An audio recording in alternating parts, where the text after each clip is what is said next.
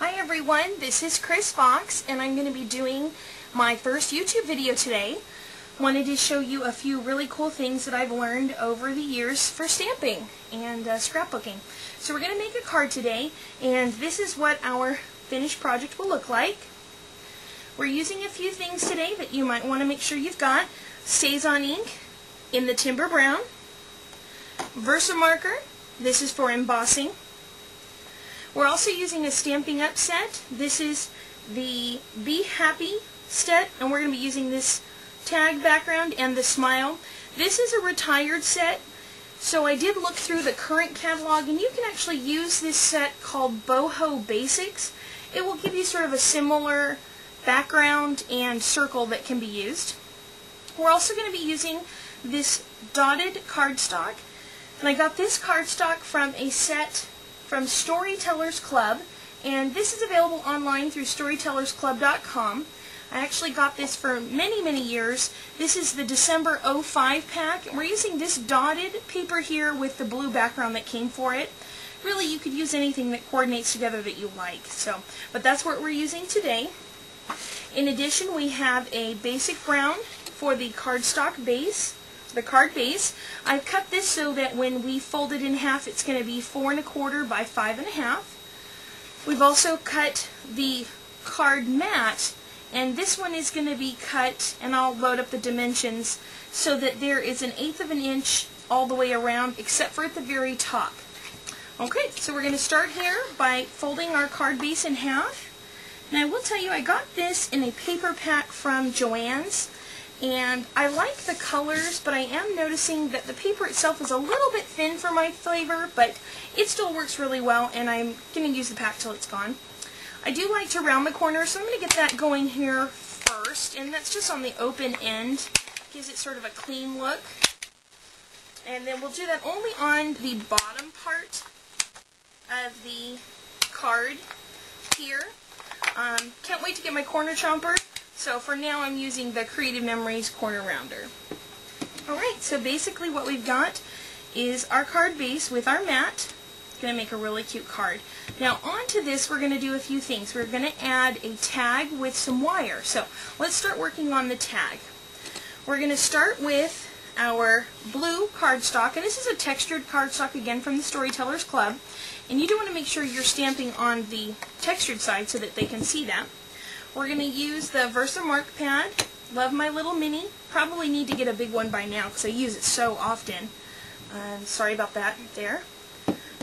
We want to make sure we get this really embossed before. Basically, you're just going to take this and your clear embossing powder.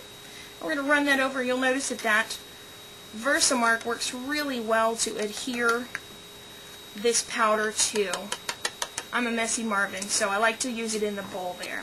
Okay, so you'll see it actually looks like a powdery finish now. What I've done for sake of time is I've already heated it up, so what it will do is now be a glossy background. Okay, so we've turned this into this. Now after we've heated it with our heat tool, we're going to cut it out, and I've already started that. And we'll take this last little bit here and cut it off to create the shape of our tag. We're going to use our corner chomper, and on the smallest part here, we're going to, see there's the big one, there's a small one, we're going to make a little hole there in the middle. Now normally you would run an eyelet or a brad or something through this, and what I've decided to do this time is instead of running the brad forward like you normally would, and that would be just putting it like that, I actually want to put it in backwards. And the reason I'm doing that is because this card is going to be a little more matte on the masculine side, and for whatever reason the tines facing forward, they just look cooler. They look more rugged and more manly, so we're going to go ahead and leave it that way. So the front is actually on the back, if that makes any sense. Alright, the next thing we're going to do is actually get the smile ready for the tag. So I've gotten a piece of just tanned cardstock, and this came in the same pack as that brown for the base of the card. And we're going to use our StazOn to stamp the smile. Now one pointed thing for the StazOn, this is the Timber Brown. StazOn does this where when you first open up the pack you can actually stamp the color, and it's really nice because then when you've got all your stacked together you know what color is which. The other hint that I've gotten is take a glue dot just on the inside here, and that little cover that you're supposed to put on every time you stamp, it stays in the lid so that you don't have to worry about it every time you take it off. So just a little hint that I learned. We're going to ink this up, and we want it to be really, really juicy. Gives it a good color. Okay, stamp hard. That looks good. Alright, we're now going to take our Creative Memories, and this is the circle punch, layering punches. We're going to use it 1 1/4 inch circle. And then, of course, we want to turn our punch upside down so we can see what we're punching. Get that even all the way around. And when you do, what I like about this is, see how the circle now almost looks like it's been matted with a brown? So, without having to use multiple pieces of paper, we've been able to get a dimensional look. Alright, we're going to now take some foam dimensionals. So, you've probably heard these from Stampin' Up! And I've also, these ones I actually got at just the store. They're just square foam adhesive. And I like this because it does raise it up a little bit, give you a little bit of dimension. Just pull those off, and we're going to add that to the bottom of the tag. Alright, now what we're going to do is go ahead and take some twine from Stampin' Up! And we're going to wrap it around, and because this is for the guide, what I want to do is make it a little haphazard. So this is the twine, and we're just going to take it and wrap it around. Now, for sake of time, I've actually already done that on another tag, so this is what it would look like. Our tag is done. So now, we're almost done, guys. We've got our base, and our mat, and our tag, so now all we need to do is some wire work. Now, if you've never worked with wire, you definitely need to get some wire. I like to use, this is just a paintbrush, and it's great for making a little spiral, so we're going to wrap that around. This wire probably started about 10 or 12 inches. Makes like a little spring. We're going to open that up and sort of give the ends a little bit of a curl. We want to be able to anchor this to the paper, so it is important that we have a little bit extra on the end. And then because of the depth of the wire, we do want to sort of squish it down, give it some interest as far as the card is concerned. Oftentimes you'll find that people will use a piece of cardstock to sort of anchor their card down, and so I thought today it would be fun to use a little bit of wire. Oh, that looks cute. Alright, so we're going to see where we want to put that on the card, and I think it looks good.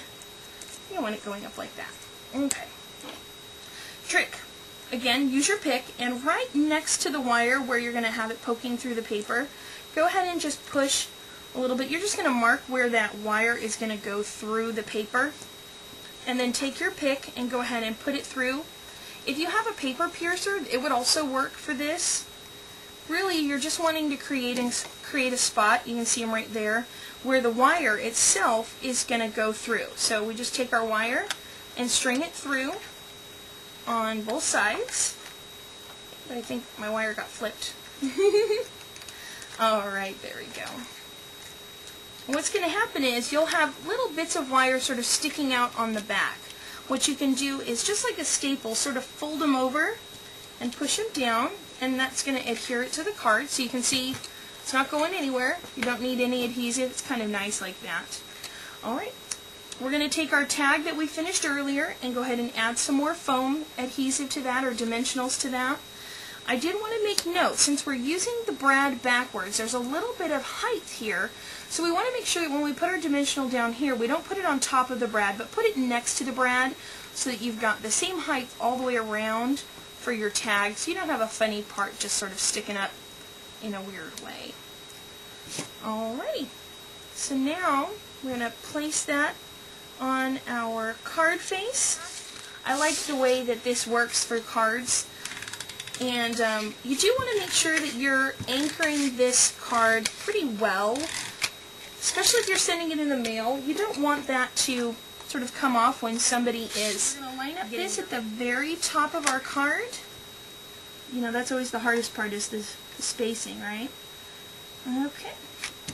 There we go. There's our finished cards, guys.